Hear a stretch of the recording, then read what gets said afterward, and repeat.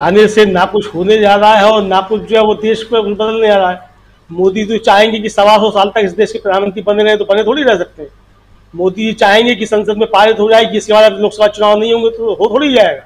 तो मोदी जी के चाहने से कुछ नहीं होता है। मोदी जी क्या चाहते हैं, सवाल ये है कि परिस्थितियां क्या बन रही हैं और मोदी जी उन परिस्थितियों से किस तरीके से निपटना चाहते हैं, किस तरीके से निपट सकते हैं।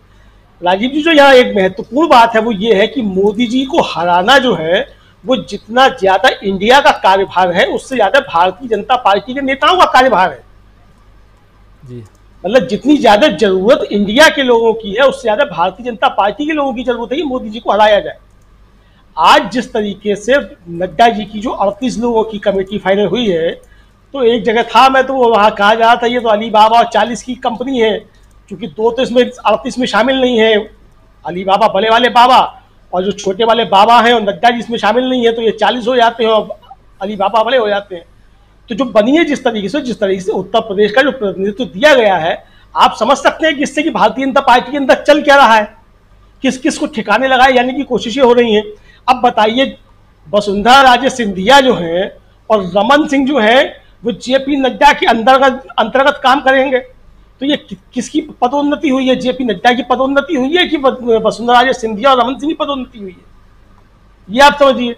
तो मुझे लगता है कि भारतीय जनता पार्टी के लोगों का कार्यभार जो है वो मोदी जी को निपटाना ज्यादा जरूरी है बजाय इसके कि इंडिया के लोग उनको निपटाएं। इंडिया तो निपटाने के लिए काम करेगा ही करेगा और मोदी जी जिसको निपटाना है उसको निपटा रहे हैं। मोदी जी भी अपने काम पे लगे हुए, मोदी जी भी समझ रहे हैं कि इंडिया के लोगों को निपटाने से ज्यादा जरूरी है कि अपने लोग पहले उनको निपटाओ, क्योंकि अपने यहाँ सब ठीक ठाक रहेगा तभी तो इंडिया को निपटाओगे। तो उनके यहाँ भी अंदर अंदर सब चीजें चल रही है, निपटाने का काम शुरू हो चुका है, निपटाना शुरू हो गया है।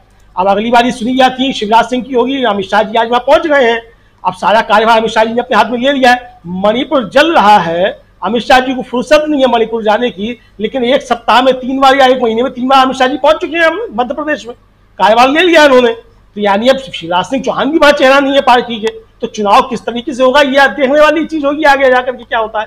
तो कुल मिलाकर राजीव जी जो परिस्थितियां मुझे लगता है कि वो मोदी जी के खिलाफ जा रही हैं, लेकिन मोदी जी उसका किस तरीके से प्रबंधन करते हैं और किस तरीके से इससे निपटते हैं, ये मोदी जी की अपनी रणनीति, उनकी कार्यकुशलता पे निर्भर करेगा। माहौल मोदी जी के खिलाफ बन रहा है, मौसम मोदी जी के खिलाफ बन रहा है, मानसून बहुत तेज उमड़ घुमड़ रहा है, मौसम विज्ञान बार बार चेतावनी दे रहा है भारी से और तेज भारी जो है बारिश हो सकती है, तमाम सारी चीजें हो रही हैं। तो ऐसे में मोदी जी के सामने चुनौतियां ज्यादा है राजीव जी।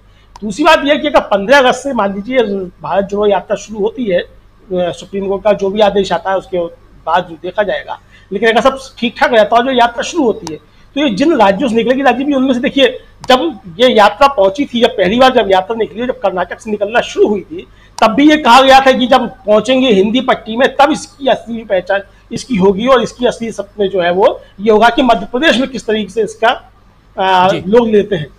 तो राहुल गांधी ने खुद कहा था, शायद इंदौर में ही कहा था कि मैं कहा जा रहा था कि आप केरल में जाएंगे तो क्या होगा, फिर कर्नाटक में जाएंगे फिर क्या होगा, और असली परीक्षा आपकी मध्य प्रदेश में होगी। तो मध्य प्रदेश ने सबको पीछे छोड़ दिया। ये राहुल गांधी के ही शब्द थे, मेरे तो है नहीं है, राहुल गांधी के ही शब्द थे।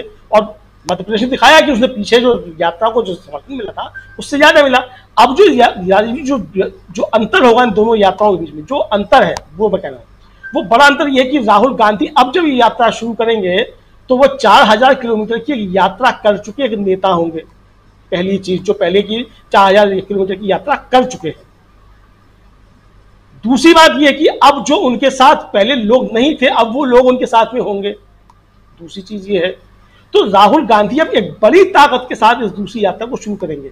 और जो लोग ये सोचते हैं कि भारतीय जनता पार्टी से कुछ विवाद करके या कुछ हमला करा के या कुछ झगड़ा झंझट करा के इस यात्रा को डिस्टर्ब करिए, राहुल गांधी को डिस्टर्ब करिए, तो राजीव जी देखिए, भारतीय जनता पार्टी कुछ कराए ना कराए, लेकिन अगर इस यात्रा के दौरान कुछ भी होता है तो देश भर में संदेश यही जाएगा कि भारतीय जनता पार्टी इस यात्रा से परेशान है और ये उसके इशारों पे सब कुछ हो रहा है। नहीं कराएगी तब भी संदेश जाएगा, और कराती है तो और ज्यादा बुरा संदेश जाएगा।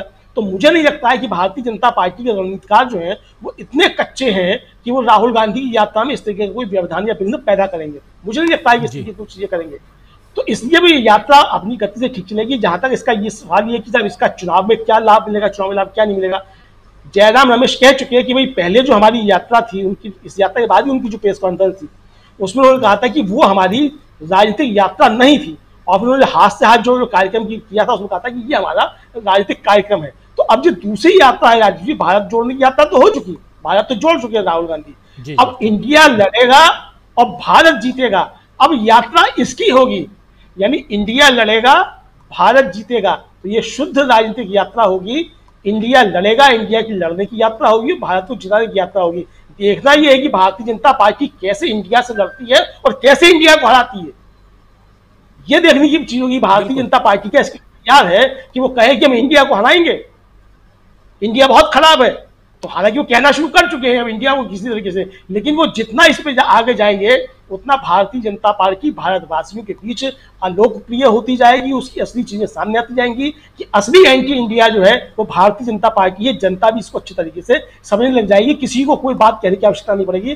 भारतीय जनता पार्टी ये संदेश स्वयं जो है जनता के बीच में जाकर देगी। बाकी चुनाव है वो चुनाव के तरीके से ले जाते हैं, भारतीय जनता पार्टी किस तरह से लड़ती है, बाकी किस तरह से लड़ते हैं, तमाम चीजें होती हैं, तमाम प्रबंधन किए जाते हैं, वो सब चीजें अलग की है, उन प्रबंधन के उस पर नहीं जाता कि कौन करता है।